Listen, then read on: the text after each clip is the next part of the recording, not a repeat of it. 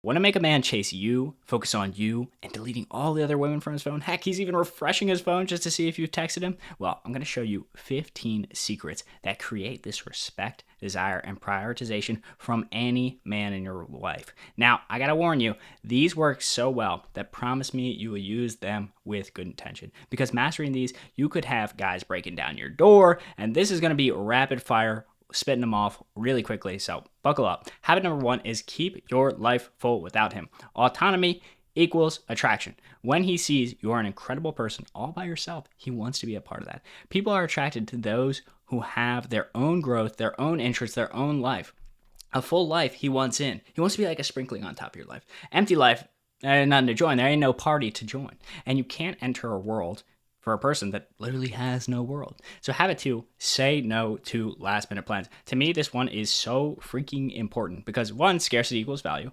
Always available is kind of boring. Selectively available, valuable. And this isn't to create fake scarcity, but we know if a handbag, if there's 10,000 of them, it's not that valuable as if there's 2 of them. So scarcity, it increases value in everything. And if you always see yourself as free whenever he calls, the last minute, you become very predictable. And I got to tell you, I know a lot of players. And these guys, what they'll do is they will pack multiple dates into one day. So they'll have Stacy scheduled at 4 p.m. They'll have Sarah at 7. They'll have Emma at 10. And they'll be texting somebody at 2 a.m. So by saying yes to last minute plans, oftentimes somebody in one of those slots got canceled. And he's been like, who do I have on my phone that I could possibly text? So do not be accepting last minute plans. If he really wants to, he will reschedule. So number 3, and this kind of ties into this scarcity and this mystery, is we need to keep some kind of mystery. If he knows everything immediately, there's no intrigue left. Don't overshare every thought, every feeling, every daily detail, and definitely do not be oversharing in a complaining manner. If he says, oh, how was your day? You're like, oh, I can barely fit in my dress. I feel kind of bloated and cramped, and my boss was mean to me. Ooh, let's take a breath. We don't need to share all that. We need to keep some mystery and not in like he can know nothing about my life if he never asked me an individual question. No. Tell him about your life. But like, we don't need to share every thought, every detail, every feeling because he's going to build up this idea of who you are in his head. And just like you maybe have built up people in the past when you're like, man, I built them up to be so much better than they were. We want to create that level of mystery. Another thing is do not be criticizing yourself. Don't be like, oh, I just feel so like bloated in this. Like, oh, I feel like, I haven't been hitting the gym as hard lately. Do not point out your own flaws to him because by pointing it out, you will make him notice you, right? We have disrupted the vision, the beauty that he has created for you. So habit number 4 is creating space for him to pursue you. So you can't both be chasing. Both people don't chase one another. They're going to meet eventually. That creates a collision. That's not attraction.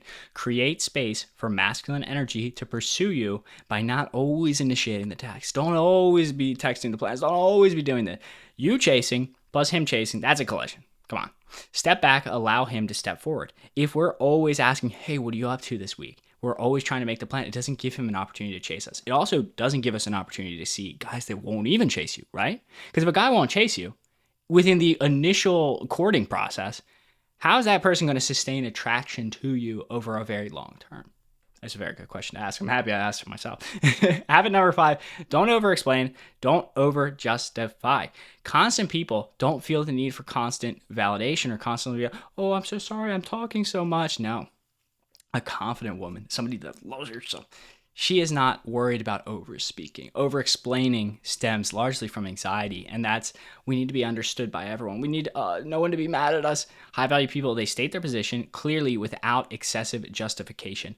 Because over-explaining, it's insecure. Clear communication is confidence. If you see my videos, I'm talking about hard stances.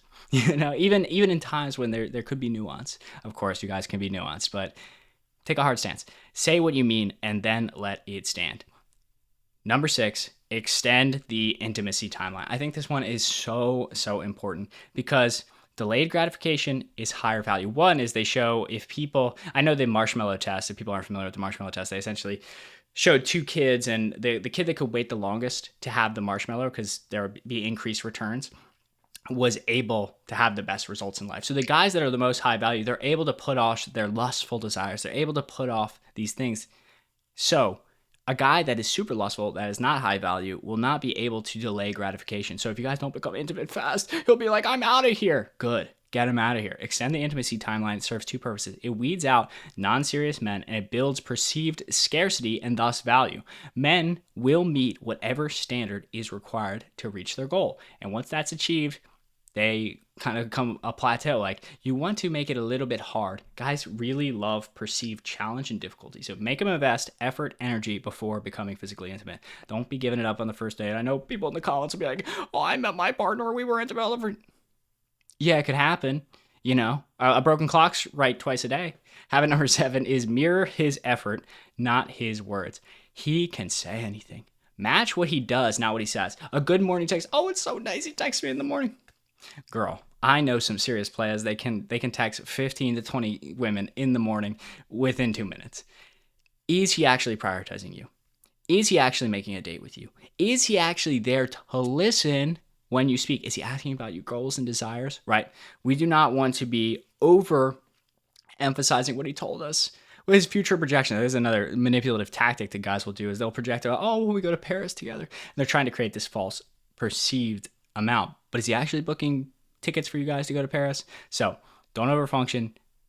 Look at his actual actions and not just the words he says. Habit number 8, focus on the present experience and not future outcomes. Stop plotting his future. Stop thinking, is he my husband? Where's this going? I think that is not the worst thing to do, but we cannot get so far ahead of ourselves, because men sense when you're projecting future scenarios onto them, then really enjoying the present moment. So the guys will describe this to me as, they'll be like, I felt like she was trying to fit me into a box, into her timeline. Whereas like, I didn't feel like she actually liked me. She actually liked just the future potential of me, which is very weird. So it makes sense that you wanted to be happy, but we just want to live a little bit in the present moment. We do not want to put our insecurities onto him. So praise him when he shows up well, and do the exact opposite when he doesn't. So positive reinforcement is going to be much better than criticism. So men crave respect and appreciation. They rarely get this in the outside world. Like, guys have to put on this tough exterior, and they're constantly like have the burden of performance. And women have this too, right? But like, guys want to feel very comfortable around his woman. So you can give him genuine appreciation. Like, hey, it was so sexy when you opened the door for me. Hey, I know there's this thing like, oh, bare minimum, princess treatment. Well, when he gives you princess treatment, or he treats you to dinner, or he gets you flowers, tell him how much you appreciate that, because guys love that feeling. One of my old girlfriends used to always say, oh my God, I really love going to dinner with you. I love spending time with you. Thank you so much for treating me. And that always just gave me the most. I mean, it mean I wanted to do more for her. And the carrot for these guys often works better for the stick. If he does something wrong, of course, like, you can call it out, but you want to call it out in a way that does not just like crash out at him. No, not just screaming at him, because sometimes guys are a bit like dogs. I know it's going to be a weird analogy. Is they will understand the perceived uptick in energy, and they might be like, dang, I'm really making her crazy. That means she really likes me. So sometimes actually crashing out and screaming, going crazy wild on a guy, it serves the exact opposite purpose. Just like going crazy wild on a dog doesn't really work. You just have to be calm, point out what went wrong, and correct it from there. Habit number 10 is stay calm when he tests you or triggers you. Very similar to this one. Emotional control is really power. Men subconsciously test boundaries to get your reactions. And when you stay calm during these tests instead of triggered, you show a level of emotional regularity that he sees a future with. Having amazing reactions to good behavior, that's good. 0 reactions to behavior you don't like. So it's not necessarily giving them silent treatment, but it's not giving them that like inflated sense of like, I'm going to crash out on you. Because for a guy to properly bond with you, they need to trust that you can control your emotions at every single turn. Number 11 is to hold boundaries calmly and clearly. Again, no means no. Boundaries aren't walls you put up in anger. There's feminine standards to maintain your calm confidence. People respect those people who respect their own values without drama, without chaos. So if you said, let's say on the first date, and I would recommend this to all my clients, is to only go on a 2-hour first date and be like, if he's like, hey, let's go grab another cocktail at my place, you're like, that sounds like a lot of fun, but I need my beauty rest. It takes a lot of work to look this good. And then if he continues to push and push and push, Boom. What's a guy that's not going to respect your boundaries? You need to, when you say you're going to do something, you do it so that he takes your standards very seriously. Guys are really conditioned to this idea that they can like kind of smooth talk their way out of things. You cannot let that be the standard, because a guy that you let walk over you will continue to walk over you, and it will not get much better from there. Habit 12 is respond, do not react. Responding is thoughtful and controlled. Reacting, chaotic, emotional. Whenever you respond instead of react, he sees you as somebody stable, somebody trustworthy. A lot of guys are just like subconsciously evaluating, could this woman handle 3 of my screaming children? I see how my mom handled the 3 of us. I'm one of 3. And I'm just like, dang, that's amazing emotional control. Because kids, not only are men subconsciously testing, kids are actively testing your boundaries. So he wants to, whether he knows it or not, he's looking at that to see whether you would be a good mother. Match his energy temperament. And this is not, if you don't have the desire to be a mother, sorry, let me caveat this. He's still testing to see like, hey, is there long-term potential? Match his energy temperament. So this is mirror his investment level. When he pulls back emotionally, you do not chase the connection. You're not, oh, honey, what went wrong? I mean, you can do that, of course, but you want to match his energy. If he goes cold, you go cold as well. He pulls back, you pull back. You match his energy. You have an amazing life with or without this guy. If you guys make it to marriage, great. If you don't, you weeded out another guy that wasn't going to be a fit for you. So reduce your effort when you see him reducing his effort. It's time to start reallocating some time to your own life. Prioritize yourself. So this gets into habit number 14, is you got to prioritize yourself and make small daily choices. So self-respect is momentum that builds up. Don't always choose his preferred restaurant. Don't always stay up late just for his schedule. Don't always cancel your plans just because he's free. These micro moments, you canceling book club, you going to the last minute dinner reservation. Hey, later on in a relationship, yes, everything is a give and a take, but early on in a relationship, the fact that you'll just reshuffle your entire life for this guy you barely know, that's low value signal versus balanced priorities. A guy likes a woman that has her own things going on. Habit number 15 is you got to be able to walk away from poor treatment.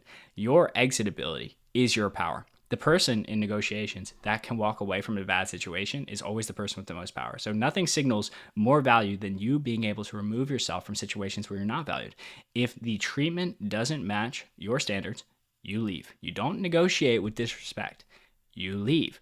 Your ability to leave is your greatest source of power in a relationship, bar none.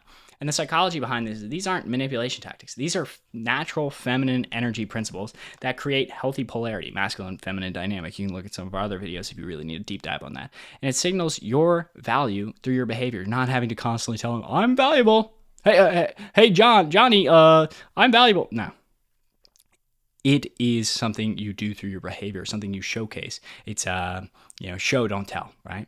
Trigger his protective and provider instincts and make him see you as the prize, not the pursuer. So when you embody these habits, you become absolutely irresistible and you're operating from your natural feminine power. And the result is when you master these habits, you are going to get guys that are so attracted to you that really want to change your life. And the goal is, again, not manipulation, is to show you the highest value version of yourself. So the right man recognizes your worth immediately. I love you. Ciao.